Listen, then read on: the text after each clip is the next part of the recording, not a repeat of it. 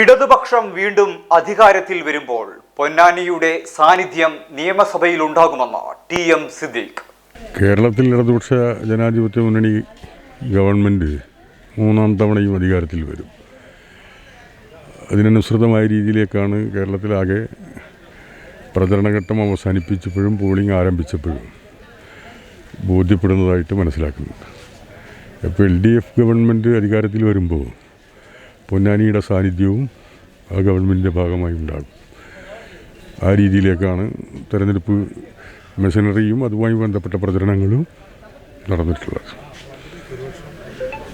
ഭൂരിപക്ഷം പ്രവചിക്കുക എന്നുള്ളത് പൊന്നാനിയുടെ ഇടതുപക്ഷ പാരമ്പര്യം കാത്ത് സൂക്ഷിക്കുന്ന രീതിയിലേക്കുള്ള ഭൂരിപക്ഷം വരുമെന്നാണ് പ്രതീക്ഷ.